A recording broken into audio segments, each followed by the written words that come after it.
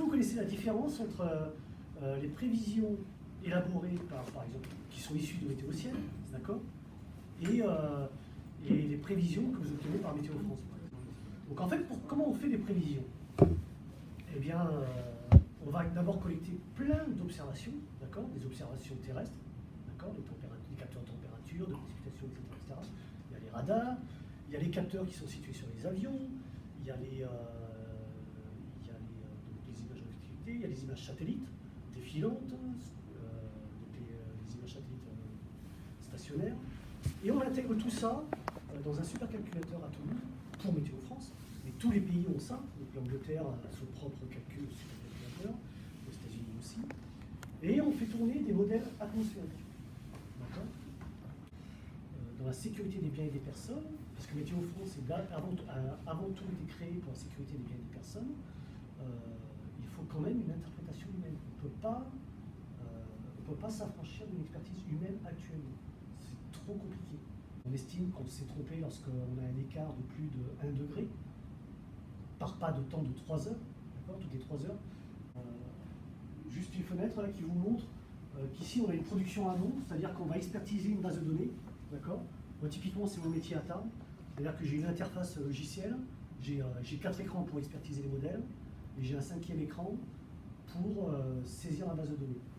J'ai 4 conférences dans la journée, 2 conférences nationales, 2 conférences régionales, et on choisit le meilleur modèle selon ce qui a été expertisé. La méthode que je vais te proposer, c'est une méthode qui est très rapide, qui ne va pas te prendre en fin de journée, qui va prendre 2-3 minutes, pas plus.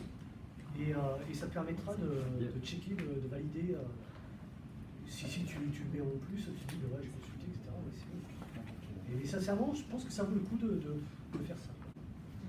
Tu vas sur le lieu, tu veux avoir le lieu où tu vas faire ta sortie. Et là, pour ceux qui sont pas situés dans le domaine montagne, oui.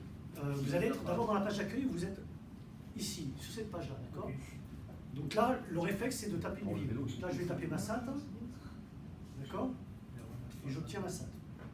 Je clique dessus. Et je dégrossis d'abord. C'est une méthode de réduction des. Je regarde. Vite fait, vendredi, je clique dessus. Là, j'ai un détail, par pas de 3 heures. Ouais. Vite fait, sans regarder dans les détails. Je vois que le matin, on est à peu près tranquille. C'est un ciel voilé, d'accord? Et que l'après-midi, a priori, il y a un risque de dégradation, d'accord? Je sais que cette base-là, elle a été expertisée humainement parlant. Déjà, c'est un ajout par rapport aux autres sites. C'est juste un ajout, c'est pas une. Moi, je regarde aussi Météo Ciel. Et je dis juste que ça a été expertisé. Ensuite, s'il y avait vraiment un événement majeur, ouais, mettons qu'on estime que ça, c'est un événement majeur l'après-midi. Le deuxième réflexe, le plus important, c'est de suite la vigilance. Je clique sur la carte, ça prend rien du tout, et je regarde le code couleur. Tu es en vert ou tu es en jaune, tu te dis, bon, mais ça va, c'est encore gérable. Si tu as de l'orange, moi je me pose, je me mets à votre place, je ne suis pas dans ton corps de métier, donc je ne pourrais pas prendre cette responsabilité-là, mais je ne prendrai pas le risque. Je vois de l'orange, je ne prends pas de risque. Voilà. Je suis dans un milieu professionnel. Ce que je veux le faire, c'est qu'en vigilance orange, les gens s'arrêtent à regarder la carte. Oui, c'est une précision sur le risque. Et effectivement, tu peux cliquer dessus. Quand vous l'avez, s'il y a un bulletin, s'il y a un risque orageux, ben, vous regardez ça.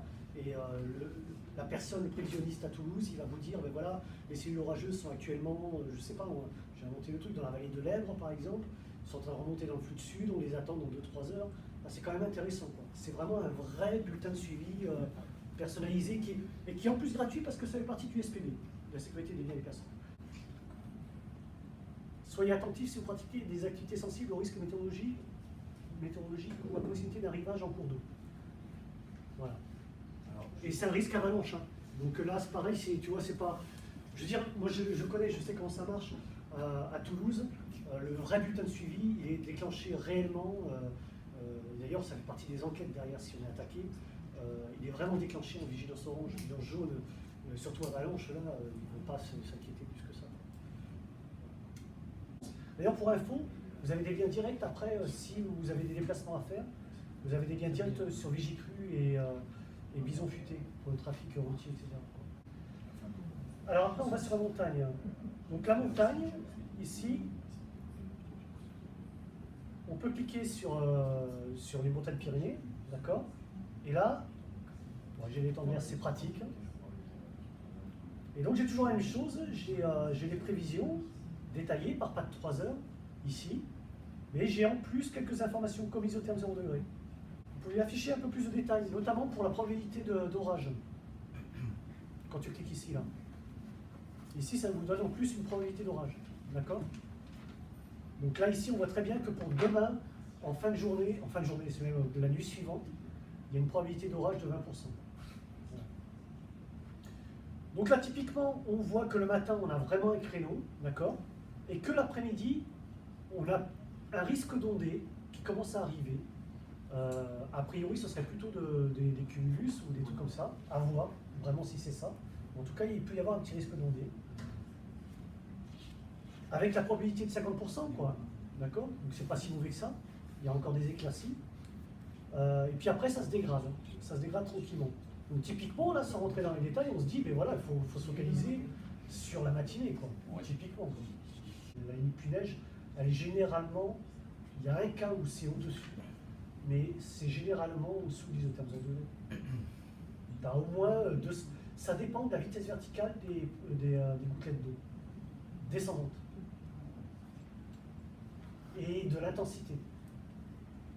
Plus l'intensité est forte, typiquement ce qu'on a eu là, le retour d'est qu'on a eu il y a quelques jours, on avait des intensités très fortes avec des isothermies, et donc on a eu très temporairement, notamment à Saint-Giron, de la neige mouillée, quoi, des grosses plaquettes de neige, mais très humides, très mouillées, quoi, chargées en eau. Et alors qu'il pouvait pleuvoir un peu au-dessus. C'est vraiment, c'est une indication. L'isotherme 0 degré, c'est une indication qui permet de voir à quelle altitude il va neiger. Je vous conseille de sélectionner hebdomadaire d'abord. On choisit la montagne, Pyrénées-Est. On va choisir la station qui va être pas loin de la sortie qu'on va faire demain. Enfin, pas loin. Le port de là. Et il nous sort un graphique de ce type-là. On a les informations évidemment de la station, donc c'est une altitude de 2140 mètres. La mise à jour, ici, donc c'est 15 heures. On a une information sur le vent et les rafales, donc on voit très bien qu'il y a eu des occurrences de vent 4-5 jours précédents, et que là actuellement on a un vent, a priori les deux sud, et un vent à 40 km/h au port d'Ola. En sachant que le port d'Ola c'est quand même un peu en retrait de la crête frontalière, et que sur la crête en elle-même, il faut bien rajouter 30-40% de vent en plus, donc c'est bien du 60 km/h sur les crêtes. Mais c'est pas. Après, trouver de toute façon une station de haute montagne qui est représentative de toute la montagne, c'est impossible, on est bien d'accord, parce que c'est lié au relief, à la rugosité de terrain du relief, du massif, etc. Donc c'est vraiment très compliqué. Quoi. Et on voit une autre donnée très importante pour la sortie de demain, c'est que les températures, depuis hier soir, elles sont très largement positives. Elles sont à 4-5 degrés. Ça veut dire qu'il n'y a pas eu de rejet nocturne. Ça à tenir en compte si, par exemple, on évolue sur la neige, sur de la manteau neigeux, c'est très important pour le risque avalancheux. Ça veut dire que le manteau neigeux subit des températures positives jusqu'à au moins 2000, donc là c'est au moins 2500 mètres, d'accord, d'altitude, des températures carrément positives, et que le manteau neigeux ne cesse de s'humidifier. On est en plus, il faut prendre en compte qu'on est en plus mi-mars, donc avec un ensoleillement de plus en plus important, où les versants est chauffent de plus en plus. Donc demain, il faut repenser à ça. Là maintenant, on va lire le bulletin de risque d'avalanche, d'accord? Il faut penser à ça, d'accord? Il n'y a pas eu de rejet nocturne, les températures sont très positives. Voilà. Donc là maintenant, on va aller voir le bulletin de risque d'avalanche. Pour la Haute-Garonne et l'Ariège, il est élaboré par le centre de Toulouse, et ensuite pour les Hautes-Pyrénées, s'il y a des gens qui sont des Hautes-Pyrénées, le Béarn et puis Pays Basque, c'est fait par temps, tout simplement. Et pour les Pyrénées-Orientales, pour l'instant, c'est Montpellier, non c'est Perpignan. Alors, donc l'échelle de risque de l'avalanche va de 1 à 5. Là, on voit très bien qu'en dessous de 2500 mètres, le risque va évoluer de 1 à 2 en cours de journée. D'accord? Et au-dessus de 2500 mètres, le risque il est de niveau 2.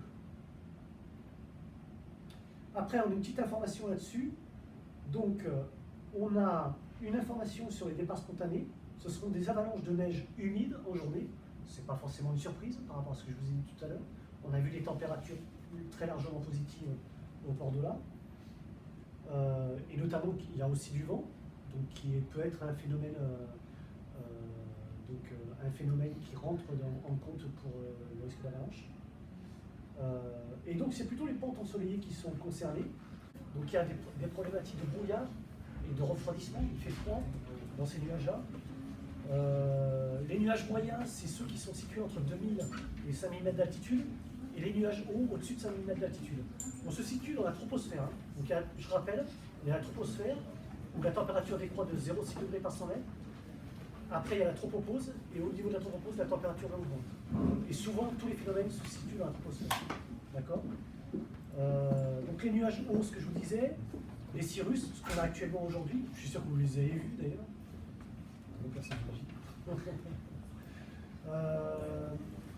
Toujours les nuages hauts, donc là il y a le cirrostratus qui est annonciateur d'une perturbation avec le halo autour du soleil ici. Ensuite on a les nuages moyens, les fameux les nuages lenticulaires qui sont annonciateurs, qui ne sont pas annonciateurs d'ailleurs, qui montrent qu'il y a énormément de vent en montagne généralement. Donc, quand vous êtes en moyenne montagne, vous n'avez pas de vent et que vous allez faire un sommet et que vous voyez des nuages lenticulaires comme ça, je peux vous dire qu'un truc, c'est que obligatoirement vous allez toucher du vent sur les crêtes, hein, et du vent fort. Donc le stratus qui donne du brouillard et puis d'autres types de nuages.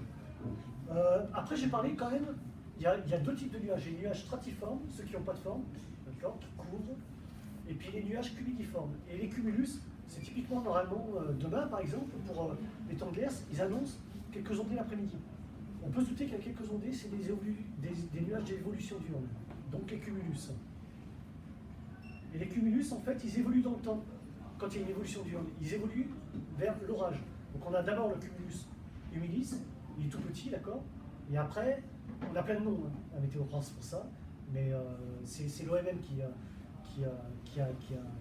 donné ces définitions-là, l'Organisation mondiale météorologique. Hein.